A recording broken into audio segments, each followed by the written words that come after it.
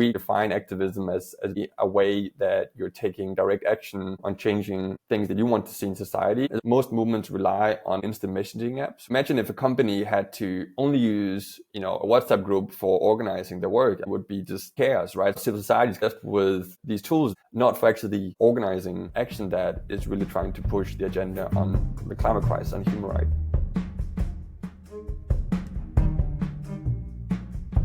Hello, welcome to Progress Reimagine, a show that explores innovative ideas, technologies, emerging economic models that put humanity and our planet first. I'm Kathleen Chu, your host. Today with me is Emil Vincentz. He's an executive director at Actor. Actor helps you collaborate and coordinate, bring the change you want to see in today's society. Welcome, Emil. No, thank you so much, Kathleen. Thank you so much for welcoming me and also Actor to the show. And also thank you for exploring these different themes of how can we reimagine society. Really appreciate it.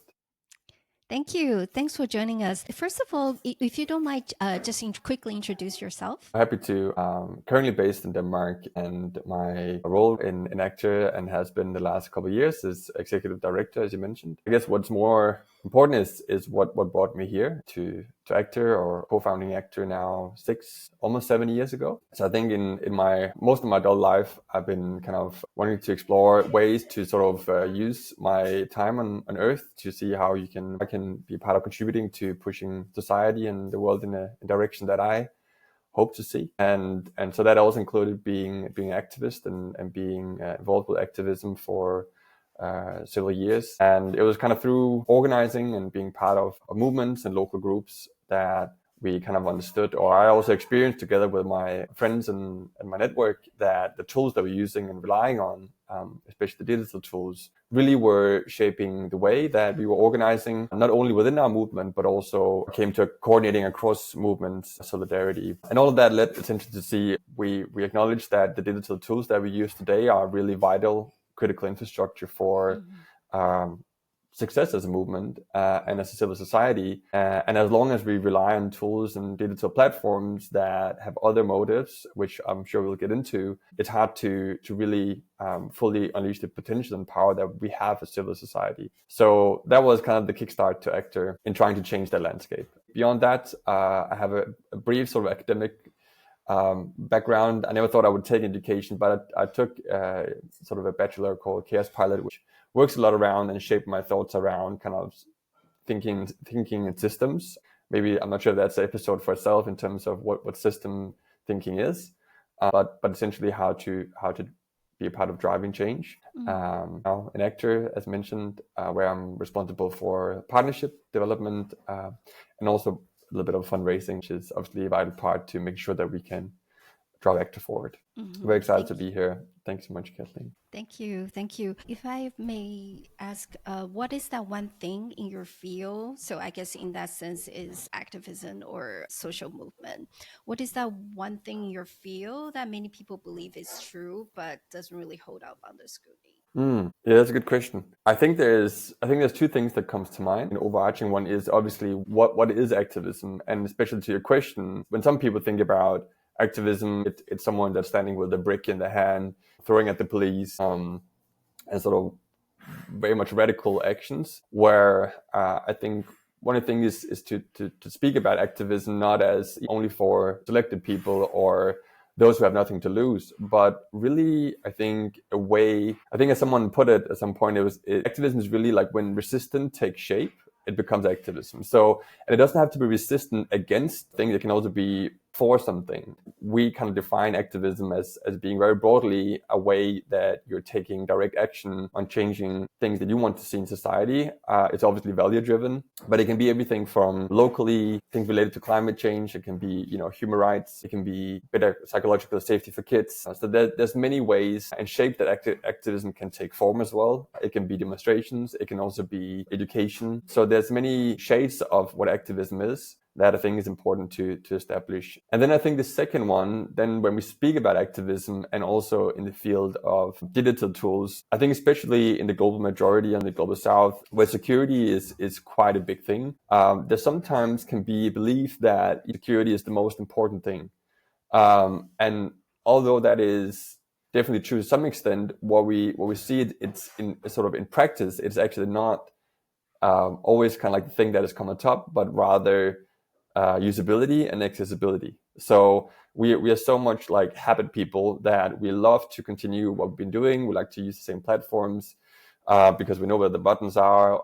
We've been using it. Why change? If it ain't broken, don't fix it. So we actually still see a lot of movements and activists still being more at risk than needed because they still choose to rely on centralized or proprietary software solution because it's convenient and maybe also usability, to all respect, is better, which leaves them vulnerable for security. So I think that's also one belief that that not always is true in terms of security being the most important thing. Back to the first point you mentioned, I can really kind of resonate with how people usually associate activism with protest, violence sometimes, because that's what you tend to see on mass media from TV, which is really not true, right? There are many forms, and I think very few people kind of are aware of other forms, which you mentioned a great example, which is education. And I think that is so important in today's world because there are so many different informations, and education, it builds the foundation of everything. Point, I actually didn't quite get it. If you don't mind, just explain it again. Definitely, I'm happy to elaborate on it. And just quickly, like a comment to the first thing, I think maybe we'll dive into it a bit more as well. Activism, more than ever, it's so important to protect. And why I say that is because with the rise of authoritarian regimes, not only isolated to countries in the global south, but also now, as we see in the West and with the new US administration, where suddenly one of the weapons that is being used by authoritarian regime is to make activism kind of almost equal sometimes to terrorism, right? It's radical, disturbing peace, disturbing society, and also like trying to use the same laws that applies to terrorists to kind of silence activists. That is important point to make, that I think it's more important than ever to kind of really how to enable more people to get into activism and not necessarily like go on the street, but also understand what is your role in kind of like shaping society from the ground up.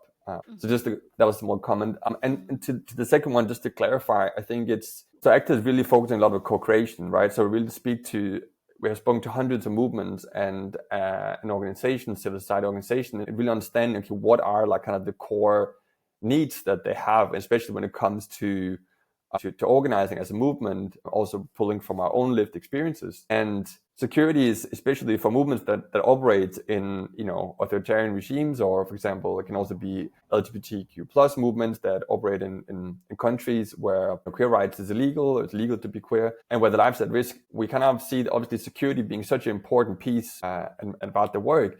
But still, despite that, sometimes choosing platform that, for example, are not encrypted, right, that doesn't have a lot of digital hygiene around them, because it's where people are. So I think that is one of the things that we understood, to kind of like, it's believed that it's always, and people are willing to prioritize that over everything else, but it's not always the case. That's right. That is so true. Like, it's hard not to be one of the major tech platforms, social media platforms these days. And it's hard to enforce change through that, because there's so much noise. And in case of some platforms, there are a lot of bots, and it's hard to tell who's who and whether you're talking to the actual human being, or a bot. Thanks for elaborating on that.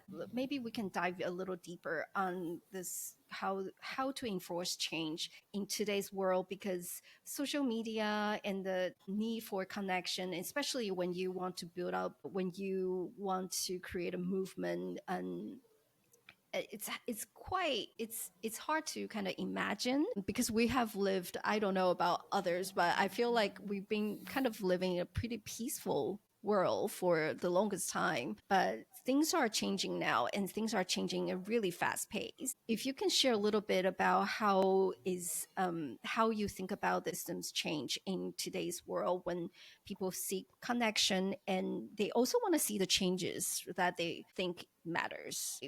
So how do you think about that? So like the interrelation between kind of systems change and the whole kind of social media tech space. Yeah, so I think, first of all, just a quick note also too, in terms of like, the state of the world and how it was before. I think there's definitely a lot of things happening in the world today, increasingly. I'm not sure, like, if it's necessarily like it was more peaceful early on. It might have been, but I think a part of why also we're seeing so much now that there's so many. There's the term called, like, the polycrisis, right? So it's like the multiple Yes. crises, like the climate crisis, the biodiversity crisis, the human rights. But I think also part of that is now what has been really good about social media is suddenly the voices that has been silenced or are not covered by traditional media suddenly have a voice, and people are able to talk about what's going on in Sudan right now, what's going on in Turkey right now, what's going on, in Malaysia or anywhere else. So I think sort of uncovering things that actually has been going on, but we just haven't known about, in the West or the rest of the world. So coming back to your question around sort of like, the interconnection between kind of driving system change and sort of the usability of tools and platforms. Social media can be really effective as a kind of like bullhorns in terms of drawing, almost like kind of public squares, right? Like looking at them as a public square where you can draw a lot of attention to something for amount of time, right? So the good thing is it can go really quick, it can go viral, but obviously also the next day there's a new story that then suddenly goes viral, and things can sort of like then lose momentum, and was there then really like was that change happen? And I think that sometimes what can be discussed with the terms of like collectivism or selectivism, not to say that they don't have a role, but especially those terms coming from, yesterday I went to Facebook and I liked all of these posts, or I changed my profile picture to show the rainbow colors. So I've kind of like done my part in sort of engaging into the world as a responsible citizen. Where is that going to drive kind of fundamental change or transformational change? Obviously not by itself. And I think that is one of the things that we are seeing in the public spheres of Twitter and now Blue Sky and others, are definitely important to drive attention, to mobilize people. But in terms of organizing, so with Actor, we're kind of also sometimes making a distinction here, even though they're very interconnected, between mobilizing and organizing. So mobilizing, especially social media, is really great at what we call like the one-to-many conversation, right? So you have a couple of people that talks to a bigger audience. And also social media, for the most part, there's a very few people, basically, if you look at comparison, that is actually the content creators, and then a lot of people that are reading. Where with organizing, what you want to enable there is the many-to-many communication form, where essentially it's retracting from these more public squares into smaller spaces, more intimate space. Because if you want to drive kind of sustained change, and over time, you need to build a community, you need to build a movement, and a movement is only strong if there is also trust, if there is relationships, and that you're there for each other. And that is, I won't even say difficult. I think it's impossible to do in social media because it's just one big square. So that's where we need kind of the more closer spaces, or the more intimate spaces, where you can actually organize, where you can, create more decentralized, autonomous, sustainable structures that also doesn't rely only on one or two people. But even if they were to exit the movement, the movement would still sustain. And I think that's also part of, when it comes to activism, and especially also burnout, that because everything is volunteer driven into civil society, things are also more volatile, because then suddenly someone who could do it like a lot of times suddenly get a new job, or they become a family, or they get a family, and suddenly they have to pull back. And so there's a lot of kind of change happening compared to like a company where you have everyone is full-time employed, there's a CEO. So that is again where kind of like the digital tools are playing such a vital role in creating structures that allow for that sort of continuity, and allow sort of for like a movement to build those structures, that it's okay if Emil or Kathleen steps out for weeks or months, because there's a clear structure that people can find the information they need. Then they kind of quickly can get an overview of who's doing what and how to engage, as an example. I think now is a great timing to get into what Actor is, and what's the problem that Actor is trying to solve, and what does Actor offer that others don't. I think you mentioned a lot about why an app like Actor is needed. If you can share a little bit more about that.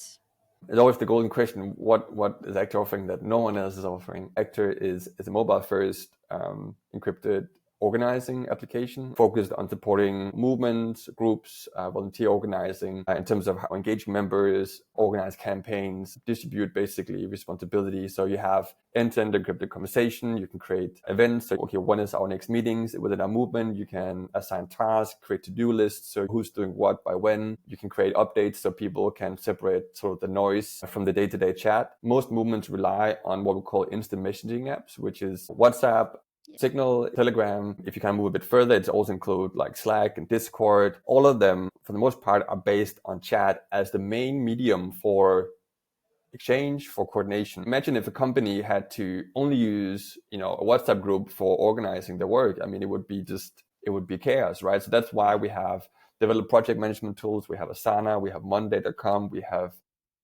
big suites, we have like Microsoft Teams, we have Google Workspace, all to kind of like improve organizing. But civil society is kind of left with these tools that have been developed for chatting with the family or Discord for gamers, not for actually the organizing action that is really trying to push the agenda on the climate crisis and human rights. Yes. So that is really one of the core pieces we are really tackling with Acta, is like the organizing capacity and enabling people to not only use chat as the only medium, but again, to know what's going on within our movement. As the Bernie Sanders campaign is like, what you want to enable is to have a centralized plan, but decentralized action, right? So everyone knows what we want to do, but we have sort of like structure that allows anyone to go out and start local chapters. So I think that's one of the things also with Acta, is that you can organize with spaces. So typically movements, especially the ones that are growing, they will have maybe a national chapter, then they will have local chapters, with each of them having the local projects and campaigns.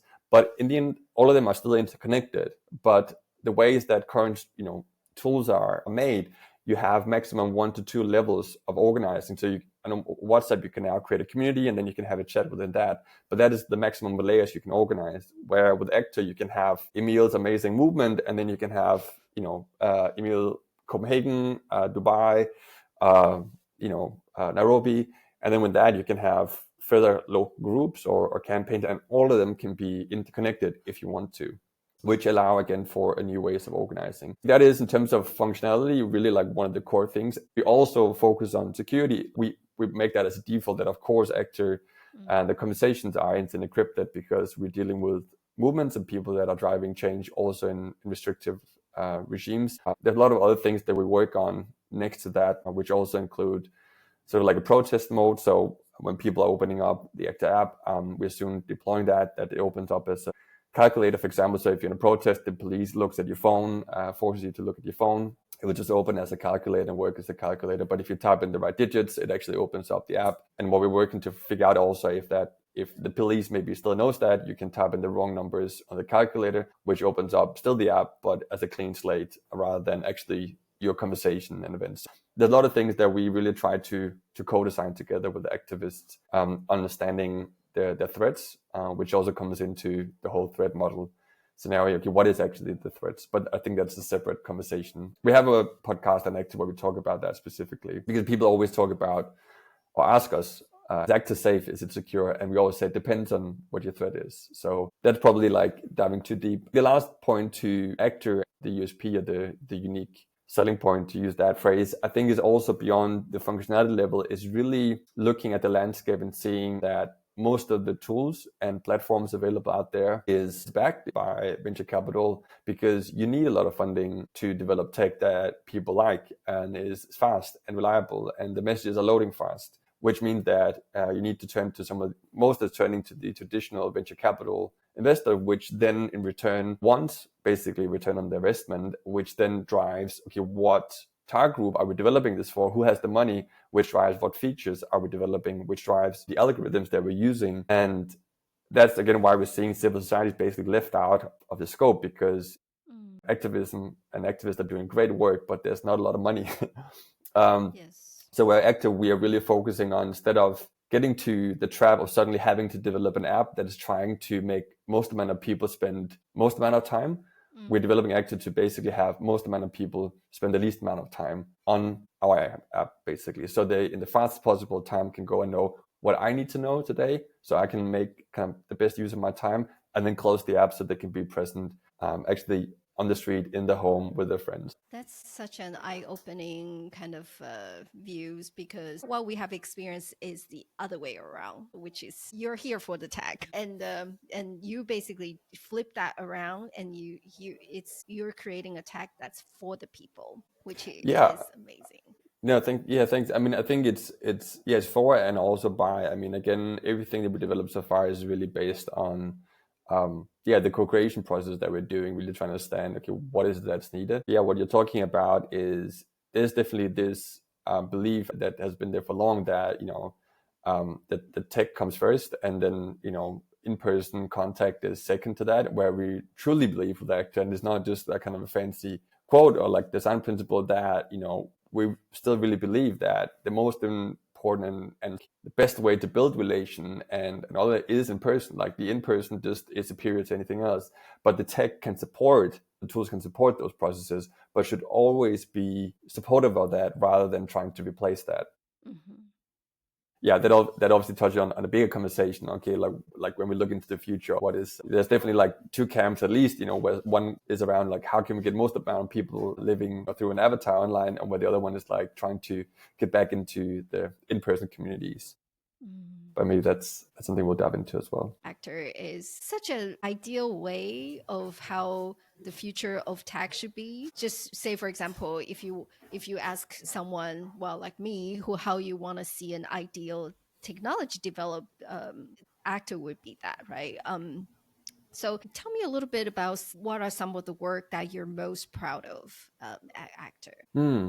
Thanks. No one is perfect. There's always challenges, and I think there's always trade-offs to your decision that you're making. One of our challenges is obviously making sure that we can continuously raise enough funds, because we have been offered many times by venture capital previously, if we're willing to go that route. Philanthropic funders that we're supported by in the short term there's not the same culture in giving the amount of funding that you easily can raise to venture capital. I just wanted to be clear that I think I hope and we're seeing that we're doing a lot of things right, but obviously nothing is perfect. But we're working on that, which leads obviously to the things that we have accomplished, I think, so far and achieved, and what we're proud of. I think one of the first thing we did before basically making any line of code was to develop the community around Active. So basically building a coalition where we have a shared sort of belief in that it is possible to develop tech that is responsible and that is movement driven and movement led. And so I think today we have more than 100 organizations that we support and we work together with around the world in more than 16 countries, several thousand of organizers that, is using Actor. And I think, the best kind of reward obviously is always that you build something that people are using. That is definitely the biggest reward, and I think it continues to drive our motivation is seeing not only people using it now, but seeing, especially in the last 6 months, an increase in the need to divest away from centralized proprietary tech over to alternatives such as Actor. So I think that is definitely one of the things that I'm really proud of, and proud of the team. Now we are like 11 people working this full time in 8 countries, and I think that is also because the people are willing within the team to sacrifice twice the salary they can get anywhere else. Ultimately, it is definitely the partnership, the community that we have built around Actor to make sure that we develop something that is useful, truly useful, and not just trying to take away their attention from what is going on in front of them. Earlier in the discussion, we talked about how important social movement is in today's civil society. Why do you think that is, and how does that compare to, say, 50 years ago? I suppose the biggest difference is back then it was more of an in-person kind of connection, and technology has made it somewhat difficult these days. You would think the opposite, but somehow it makes people feel more isolated than ever. And why do you think having this app that supports social movement is so important in today's world? We cannot be in the same place all the time, right? There's many use cases of the technology in supporting our work as civil society, right? And I think so. One of them is that we cannot be in the same place all the time, which means that the way to obviously be still connected and to work together is using digital tools. And I think second to that, it's also especially with so many things going on. We talked about the public crisis earlier. I think we really have to acknowledge that nothing is kind of siloed, everything is interconnected. So in terms of solidarity work, and not only obviously you need to sometimes spend time on focusing on what you can change, in your local neighborhood, on your street, but sometimes still also show solidarity towards people that are being suppressed in other places on the other side of the world, because your t-shirt is still coming from or there may be still someone that's producing things that you're consuming in Turkey right now, for example, which is also experiencing a big crackdown on civil society. So I think in that way, like the tools are really vital as a way to sound the alarm when things are taking place, because although traditional media is trying to also do, obviously, and for many doing a good job, there's always stories that is not being told. And I think that's really where the platforms have ability to tell the stories, but also enable to muster and gather people to respond to those stories. So I think that's definitely one of the really, I think, really important things, and nothing basically comes without like kind of again a trade-off. So as you say as well, like it can also be that people are lured more into digital space, and maybe where before there was not many alternatives. So like it's very natural that you became part of like a local community. We haven't had technology as we have now for that long, and it's going so fast, right? It's only in the last kind of 20 years. I can't remember like when the iPhone came out first. So I think it's also very natural that suddenly if you give someone sugar, like for the first time they will eat a lot of it until they kind of like find a balance, and okay, maybe not every day, maybe like on Fridays I can do it. And I think we're looking at society in a high level there, like we definitely have sort of just been in Denmark here, we've just been trying to digitalize everything, like in schools, like all the kids should have a computer, everyone should have a computer. Now they're like, wait, okay, maybe actually, why actually? And suddenly they could see that some of the other, like the relations, the mental well-being suddenly drops. So I think we are definitely a place where we are trying to find that balance as society, but also as a civil society and movements and activists, in how to make sure that the tools remain a service to us and not us being the product. Yeah, I was chatting with a friend about social media the other day, and the friend said he believes that social media has plateaued, and I thought that was that was kind of a mind blowing to me, because I never thought that it would go away. And there's another report I was reading. A lot of the new generation feel like they wasted a lot of time on social media. I think that, I don't know, it was those who were born in the 90s feel like they wasted so much time on absorbing information that they don't really need. And I think it's a healthy trend, because I do feel like social media just suck away your time. To actually have a technology that helps you to enforce change is an entirely different story, right? So if we can move to kind of your perspective on how online activism or social interaction like would look in an ideal world, or would it be like without censorship or so-called shadow ban some sort? Just a quick comment to what you said before. It's also written in the white paper that we have available and people can read. Like one of the titles is that the social media, the media part is dead, but being social is not. And I think it's also increasingly what's happening. Not to say that obviously social media is only sort of entertainment, but like, I think to a large degree now you have to look at more as entertainment rather than necessarily like for where all your friends are, right? Social media, depending on how you define it, it can still be great to receive information, educate yourself. I mean, I've learned a lot of things through YouTube as well, right?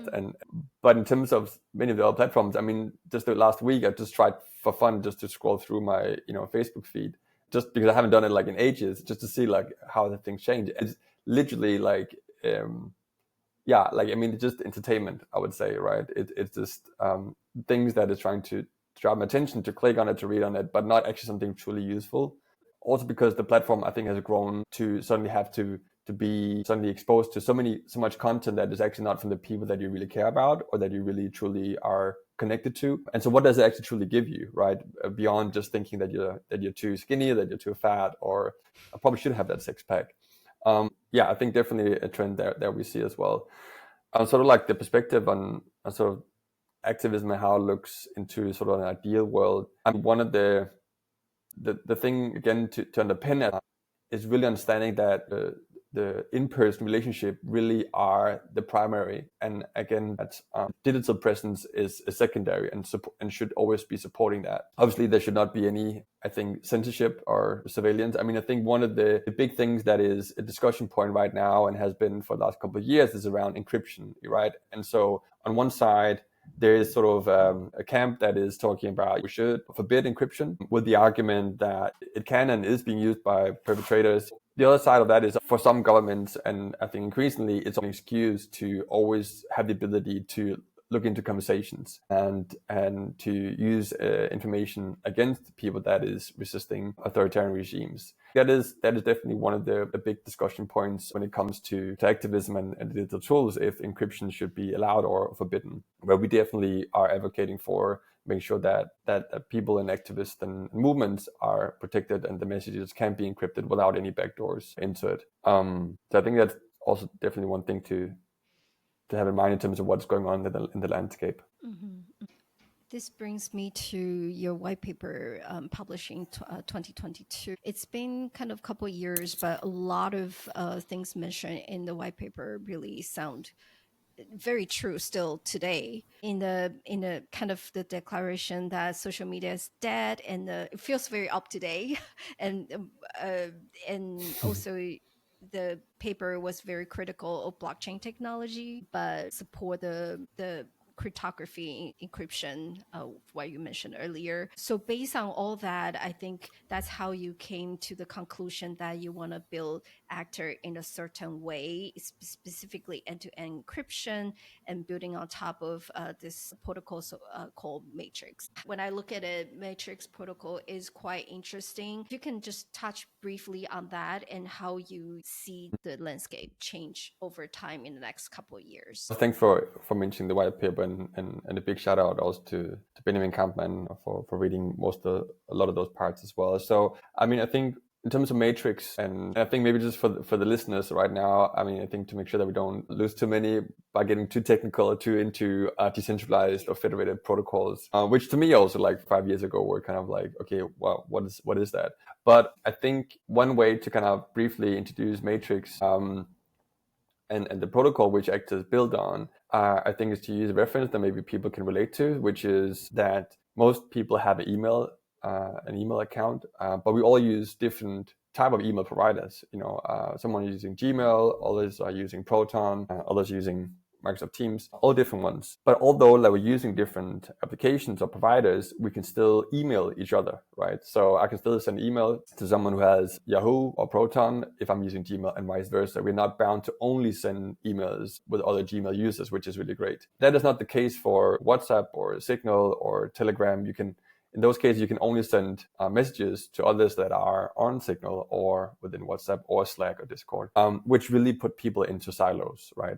And so that is one of the things that the Matrix protocol is solving, that you can actually message anyone using an application that is based on the protocol, which today I think is around 60 million people and increasing. So that is one of the things that protocol is solving. One of the other things is that today, when you choose, WhatsApp or Slack or Discord, you have no decision, or you cannot decide in a way like kind of where your data is stored. Automatically, you just have your data stored on their servers, which means in that sense that it's centralized. Like the data is stored in a central service. Because even though Signal have great encryption, limited metadata, they still have the data stored on centralized server, which out of sort of several things means also it's more volatile to censorship, because you can shut down servers that are essential, not obviously overnight or just like that, but it can be and has also been done. Where with the Matrix protocol, it's decentralized, which means that you can choose where your data is stored, and also you can even host it on your own server. So for some organizations, obviously it's not everyone, they can decide, actually, we want to have our own server, and we help them do that, which is easier than it may sound. So that is one of the other things. And all of these things is really a part of, I think, the main common denominator here is really about how do we empower people to have a higher amount of data sovereignty, right? That they are sort of in control of the data, and just because they one day chose Actor but in 2 years want to use another application, they're not logged into a new silo and say, sorry, you cannot take your conversation with you because you chose Actor, and this means that you have to close down your account, you have to open all your accounts on another app, but you can actually take them with you, which is, I mean, why not, right? Because it's actually your data. And I think that's one of the things that I think people are starting to realize more and more, especially as people now, following suddenly Elon Musk buying X, and he can do basically whatever he wants to do with it. I mean, imagine how beautiful it would be that you can just say, cool, he's done that, but I'm just going to take my account with me to Blue Sky instead of having to open a new account and lose all my followers and have to rebuild all of my followers. So I think that is one thing that people increasingly, I think we saw a little bit with Mastodon. Mastodon is also kind of a social network that is based on a federated protocol. And I think the challenge still is, I think the same with kind of the whole blockchain technology is, and coming actually also back to the first point, is around usability. It is still sort of like this thing suddenly, just a small thing as introducing that you have to select the server when you sign up is for a lot of people kind of confusing, and also kind of increases potentially like the adoption barrier or limits it, right?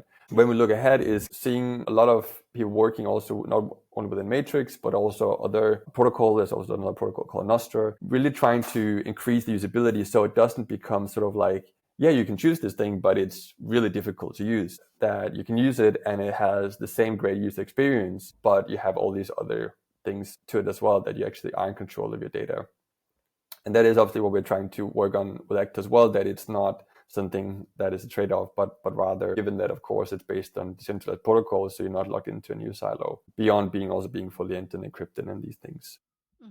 That is very much one of the things looking ahead is bridging that gap between decentralized infrastructure and the user experience. And I think that also speaks into obviously one of the barriers for adoption today that we see, which is that, big tech still in many ways has kind of a superior benefit. For example, WhatsApp comes automatically within a phone plan, right? Or Facebook is free in many countries, right? So for many people, which we don't realize, but in the global south, the global majority countries, Facebook is the internet, right? Because they can access that for free. They don't need to have a data plan to do it. Right. And that is so hard to compete with, because we can say, yeah, but you can use Actor. It's end-to-end encrypted. It's based on a decentralized protocol. It increases your organized capacity. Yeah, but that's great, but like, first of all, like, then I have to install a new app on my phone, but mostly important of all, then I need to buy data. And right now I can use WhatsApp, almost for free, and it takes me nothing. So I think that is also a part of like kind of breaking that almost monopoly in terms of solving that challenge, which is also one of the things with Actor we are working on, sort of also with the Matrix protocol, is enabling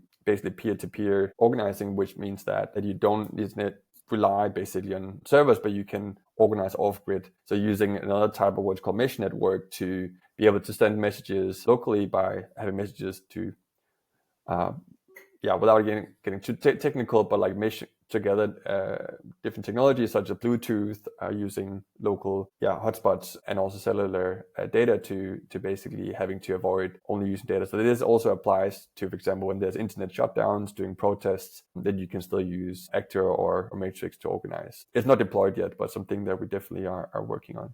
If I may ask, where you are in the kind of development phase, and where do you see Actor in the next couple of years? Yeah, I mean, so I think right now Actor in the last kind of year has gone very much from piloting, co-developing with a lot of different movements and organizations to really now having a lot of different movements and organizations rely on Actor as their co-organizing platform or tool, which is really great. So with Actor, what we now are doing is really to use our early adopters to really continue to understand, okay, what are sort of any type of barrier or blocker they're experiencing, to really make sure that we're handling that and not just focusing on scaling as much as we can. Because if we suddenly just lure activists onto Actor that are also working in very restricted environments, we don't want to put any lives at risk. So for us now with Actor is really to make sure that we are using the experiences that people now are gathering from using Actor to organize and applying that into our development. So I think in that sense, we are looking into a quite exciting journey for the next couple of years, where we also are increasing our partnerships. So we work directly together with movements, obviously with many different movements, but also then we have our partnerships together with the bigger intermediary organizations, NGOs, who basically are paying Actor to deploy Actor into the ecosystem. So there we help with rollout, we help with support, with training on how to use Actor effectively, which is also part of revenue stream. So if people are thinking about like, but then how do you sustain Actor and how do you avoid not being bankrupt or Actor not being there in 1 year or 2 years, that is a part of the way that we already now are generating revenue. And yeah, like I think to that as well. And when it comes to the services that we're offering additional to Actor, which include not only kind of speaking about obviously the different challenges and security risks that we're sharing on our podcast and newsletter and so on that people can check out. It's also around, again, with Actor, we are like really trying to reimagine digital organizing, because everything is not only happening in chat, it's also enabling you to create up new and sort of more autonomous structures. And with that, we also acknowledge that that we kind of need to co-create that together with the movement. So that's why we have these workshops that we are kind of like are doing, where we are make sure that people also are taking through the features, but also around digital hygiene, right? So what is the best practices? Because I think as what I also learned early on is that digital hygiene is not only, for example, with your oral hygiene, if you don't brush your teeth, my teeth will rot or they will go away at some point. I'm the only one that's impacted by that. Where with digital hygiene, if I'm not kind of being, if I basically have weak passwords or I don't take care of that, I can also put other people at risk, right? So that's certainly not only me, it's also my peers in the movement that I put at risk. So all these things we are trying to look at more holistically rather than just building an app and say, here you go, go out and use it. It's also like really trying to understand how do we bring sort of education with that. What are some of the partnerships that you can share? Any partnership names that you can share with us? Yeah, I mean, so I think we work with different ones that include like Civicus being one partner who has I think 15,000 members. They're supporting many amazing organizations around the world fighting for freedom of peaceful assembly rights, LGBTQ rights.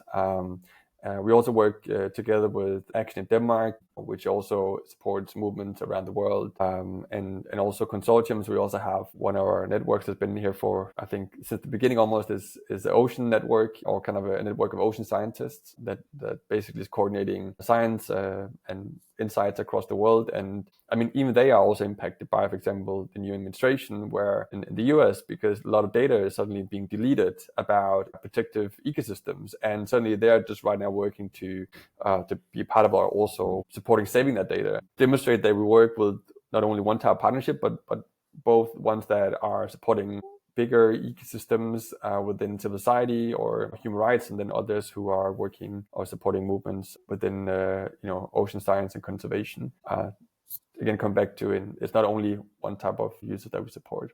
But I think also as a last note to that, especially after we, not only with the election of Trump and as new administration, but also obviously like big tech kind of crawling up to kiss the ring, all the big ones, Amazon, Google, Meta.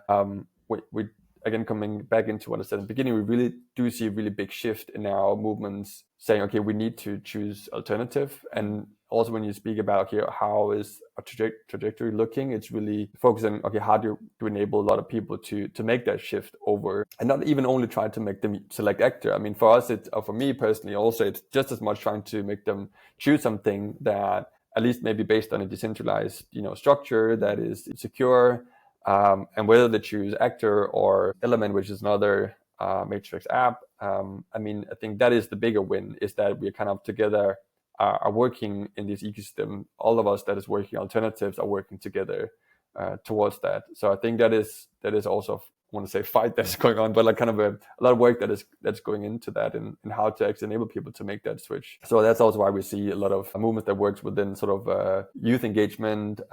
We have movements that work with sort of like gun violence and others as well. So just generally see a lot of interest in a need for movements to find better and more secure digital homes. My last question, what kind of advice do you have for those who are looking to reimagine activism, social movement in terms of progress? A couple of things come to mind. Focus on how to build sustainable structures, right? So, and what I mean by that is, especially as I think I also mentioned earlier, is it's around building structures that allow for movements not to only either rely on a couple of individuals, but really create structures that again enable basically to have a centralized plan and decentralized action. So create processes that like understand not only how do we get a lot of people to like our post or sign a petition, but how do we actually get them engaged in the movement? And I think also to kind of avoid burnout, because again, it is such a massive issue within sort of civil society, is people just burning out, because activism is also really value driven, right? It's something that you truly believe in, so you're willing to do so much, and sometimes everything seems very, very urgent, which it also can be. But ultimately, if you're sacrificing your health for it, you cannot be in the long run. Focusing on that, I think, is as one thing is really important. And maybe second to that also, and connected, is to be open to kind of then also challenge the status quo. Because I think a lot of the movements are working on changing the system, whether that's how we measure growth, how we measure success. And I think as long as we still rely on system that kind of is based on those values with big tech and the platforms, it's harder to break free from. And I think that's one of the things that we as civil society need to figure out. How do we, obviously without sort of like putting anyone at risk, but like how do we together reimagine that and are open for things instead of like remaining, if it ain't broken, don't fix it. So we acknowledge that it's not every movement that is ready to move on to Actor yet, but what we're focusing on, who we're focusing on that we're seeing using Actor now, is those who say, like, we really need to change the way that we think about our organizing, especially digital organizing, and how the tools that we are choosing as our infrastructure is supporting that. Yeah, and then I think maybe one of the last thing also, especially for movements that work in more restricted environment, is around, again, the digital hygiene. Remember that it's a common effort. You're not more secure than, quote unquote, the weakest link. So make sure that it's not only about you're being hacked and viewed and displayed, but it's also about your friend being compromised and maybe going to jail or even worse. So I think that is beyond sort of the organizing and structures point around those. It's also just the last point around the digital hygiene and safety as well. I think especially as we see kind of like, sorry to interrupt, but just I think especially as we see more and more who is cracking down, on activists, both not only the US, where there's laws that is being tried to apply to NGOs and labeling them as terrorist organization, but also in the UK, where like there has been historic in the last year, like sentences to non-violent direct action movements and activists for doing civil disobedience. There was like a case where there was 4 or 5 people that together got 20 years of prison time. It is increasingly important to be aware of to keep up the fight and resistance. Thank you. So for those who are interested in what Actor is doing, should they check out your website, in the podcast as well? Yeah, don't do that. No, of course. Don't check out our website. No, definitely have a look at our website. Websites can always be improved. I think it should be mobile responsive by now. We don't focus a lot on the website. We focus all our time on the app. So definitely check out the website. It's actor.global. There we have link to our podcast. We have a mini series there hosted by Joe and Ben, my 2 great colleagues. The mini series I think it's called Shit Hit the Fan, but it's really just, I think it's 20-minute episodes, really hands-on how to increase your digital security. There's a couple of notes around WhatsApp, Signal.